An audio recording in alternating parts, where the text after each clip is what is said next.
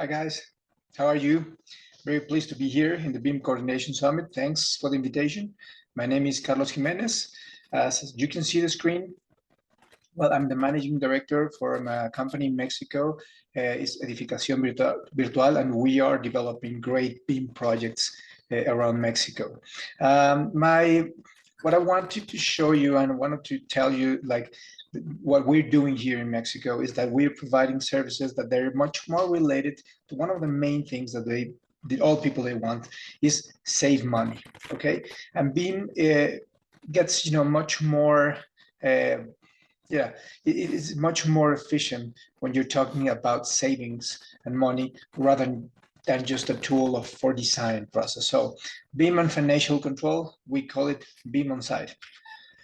One of the things that I want to be sure is that, and that's what I want to start with this image, is that BIM is difficult to take in consideration if they're not serving people. And the more people they serve, the more people they're going to be involved, and they're going to see BIM not just as a nice to have tool, but also as an essential tool with people that has a lot of conviction and effort, so that this building or this infrastructure that you want to build, you're gonna help with that. And helping is one of the things that we want. I love this picture because it represents all what we want and BIM on site, a really technological process so that people can see, they can use, they can manage, and they're going to solve a lot of issues that currently the way we are working just with shop drawings and very physical information is not enough, right? So we see people collaborating. Yes, we're going to have a lot of issues, but we're going to have the best technology so that we can tackle and solve the issues. And what we expect is that people they're going to be using machinery, they're going to be using equipment, they're going to be using whatever they do right now. But additional to that is this great screen of technology that they're using just to get things better and get things faster, and we can solve things. And of course, part of the data and the information dashboards, they're going to be built by themselves. That's what Procore gets inside the place, because it's important for us to have all the common data environment. So I'm going to speed up. And of course, if you don't have a target that aims to rework reduction, more productive or more construction volume, and you can reduce waste, it's going to be difficult to, for you to be considered as a BIM service company in the construction side. Savings. It's very important to say, if we are aiming to savings, people, at least in Mexico, they don't see BIM as savings. They see completely the opposite.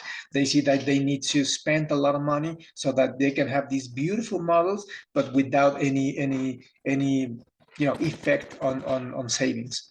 So what we want to do is, to shake things a little bit different and to put savings, along with the model. How can you do that? I don't know, where do you work or do you live? Is it really being providing savings for the construction site, for all the management, all the construction managers, for general contractors, or is just something that they're asking for but without any financial reason? What we develop is BIM on-site services. What is that? First, we need to be at the construction site, people getting at the construction, that facilitates the information for the construction process. It's not the design phase that we are focusing on. Of course, you need to be very certain in a BIM model that really explains how to build that stuff, but it will provide necessary information so that you can tackle all the issues. If there is something that is not understandable or something that is missing, or because it takes too long for us to develop a shop drawing, okay, we cannot wait that long because all the building has to be built, right? And of course, quantification process. If you had a very complete model, use this to take off all the quantification and align those quantifications and those volume to the estimation process, where the contractors have their money, of course. And we call it this a pre-estimation process, compiling all the physical progress, taking all the photogrammatics it's needed, so that we can finally integrate this in a big model where you can have all the information, floor plans, shop drawings, updates, all the changes, they're going to be stored, and there you can be like integrating all the things that have been different from the design itself, and you can of course build an as-built model. On-site support, estimation tracking, as-built model, and using a common data environment where you can see all the record track what is it's been occurring in the process, in the building process. What we had to do, we had to build an office inside or very near the construction site, where we put a big screen, or the biggest that we can, so that people can see the model. It is important for people to understand the model. It is not really the need of a floor plan or a specific document, printed or digital. No, we need to understand the model, because it's inside the model that we are very much faster, and it's going to be very much more understandable than the information that I mentioned. So people in the front, there are contractors, specialists, general managers, or coordination, on-site coordination, and they see that, and you can review the complete model, and if any change has to be made, we can put it in the model, try to model. If we can model that at that precise time, we did. If not, we just made all the annotations that's needed, and we develop a model that they can be helpful for the purpose. Training sessions. It is important that right now that we are putting technology in their hands, and Procore was obligatory in on-site with the on-site teams. Well, they need to know how to. So we also put a team that we train all the contractors, subcontractors, and specialties, so that they can work together inside a common data environment. So what if there is any information outside that common data environment, it was not taken in consideration. So it's important for us to give or provide all the trainings, from the very basic training, exchange issues, request for information whatsoever, to much more complicated information in terms of estimation and financials. It was not enough to have a small office near the on-site, where the building was taking place. But what we expected is to put the model, inside the building. So we developed this very simple mobile device, so we could put a laptop there, and of course we could have this coordination with them on site. Each specialty, at least we spent 2 hours per day with them, and that was very important, because we were able to understand the real problems that they had, and we were able to support them with solution or information that was needed, so that they could execute in a better way. So the BIM model was put in place, and of course we could see the difference of what it was stated in the design, with the model, and what was occurring really in the construction site. So, and we adapted the model so we could store not only the model, but also with the information that was in Procore. If there was anything, any requirements, any issues, any comments, any data that it was needed, we could really take it from that point, and allow the people to to have all the requirements stored, at least in a common data environment, where they can be sure that something was going to be happening after that. In addition to that, well, we took off a lot of photogrammetric spheres, so that we could have a record track of what was going on the on-site. And we developed weekly photogrammetric takeoffs, and that it was very interesting, because when something was already done, and we wanted to make sure that there were some pipes there or whatever, we could just take a look at those photogrammetics and see whatever was really happening, or what happened during that time. And that of course helped us build the as-built model. So we were able to archive 6 to 8 months of the building process for the entire building.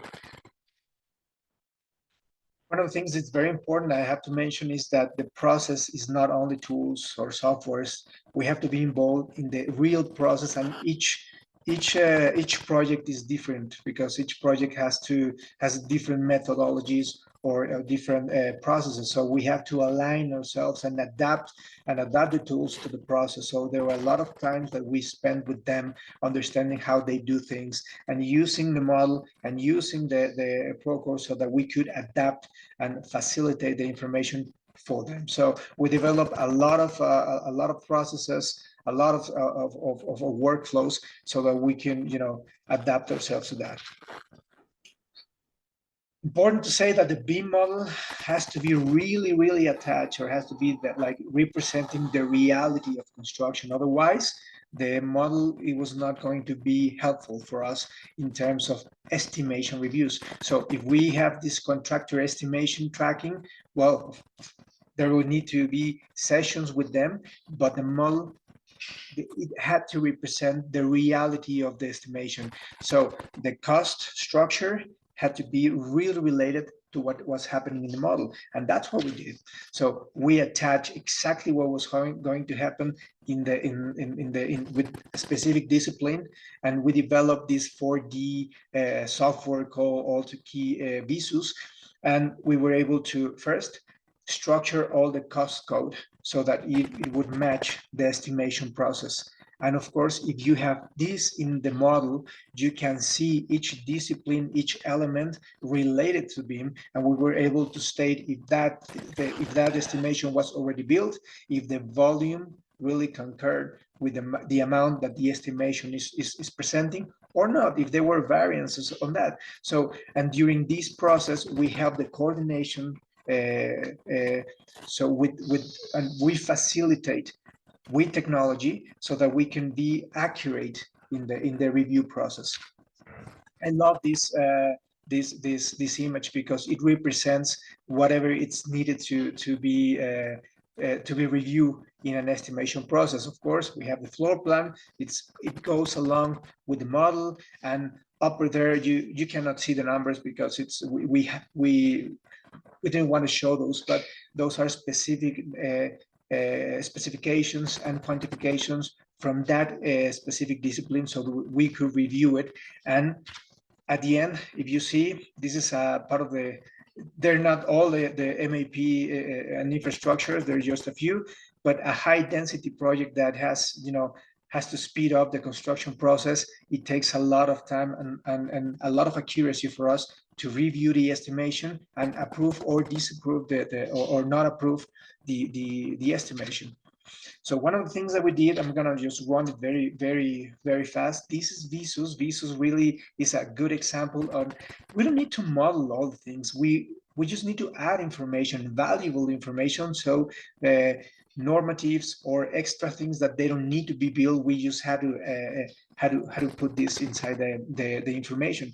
The structure and the cost structure, it was like coordinated with the contractors, and there were a lot of things that at the first beginning didn't match, but at the end we were able to match them for each floor, for each discipline, for each element, and then they could see.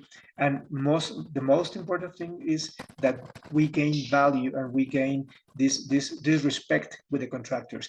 Here is where the model is really valuable for them, because of course the estimation is part of the payment process, and if they get this right, and if we can see that the communication with them is throughout the technology they can trust, they will be cooperating with us so that we can have all the information stored.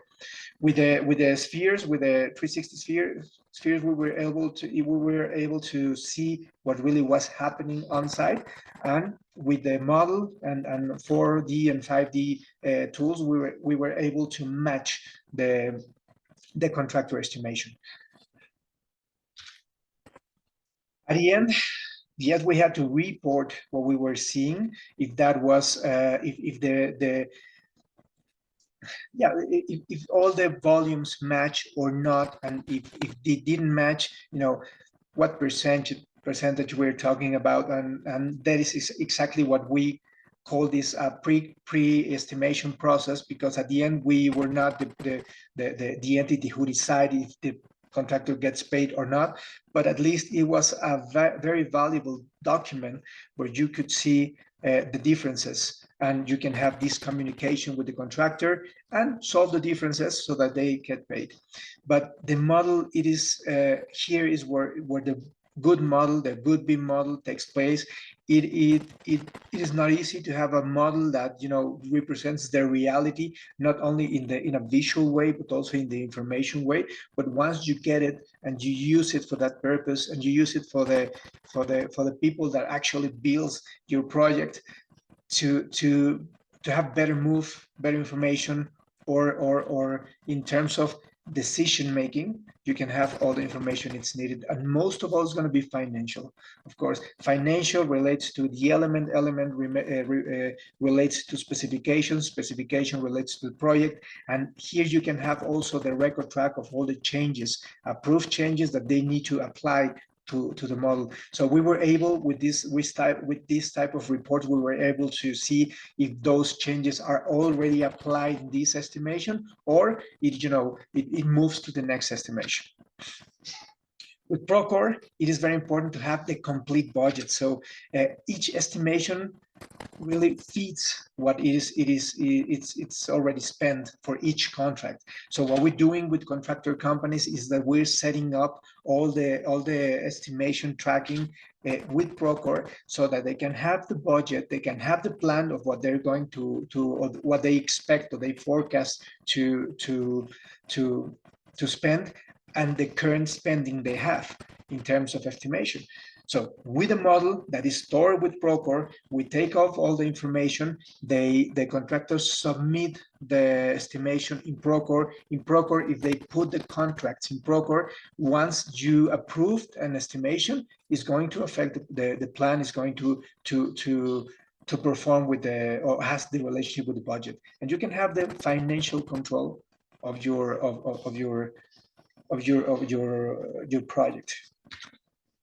At the end, is not only the financial, is the amount or the consistency of all the information, observation, punch list, all the meetings, the inspections, whatever you can be, or whatever happens during the process that needs to be attached. So you can have visibility of if there's any change order that was approved, why was the change order, what was, what was the necessity of that change order, if it was approved by whom and when, or whatever. All the tracking in the project is stored here. This plan, what we are currently working on, is we are having this plan value, what we expect to spend and the current value that they're doing, so we can have specific images of how we have been performing during the process. At the end, we have this model, according the approved changes. We have this updated documentation, construction drawings, all the design version and control reviews. We were able to have it stored there, and for each discipline. And that was very important for us to be certain with whatever happened in the construction site. And finally, I just want to say thanks to the people that made this possible, this part of my team. And if you ask what type of tools, we use a lot of tools, but the main tools are here. We use Procore, we use Revit, and we use Visus for the 4D and 5D. And just a closure, make sure that BIM is going to help you to develop and perform better, to save money. At the end, we were able to save 4 to 5% of each contract just for this pre-estimation review process. And it was very important for us to be with the teams, and we learned a lot. So thanks again for the BIM Coordination Summit and for this time, and I see you in the next sessions. Thank you very much.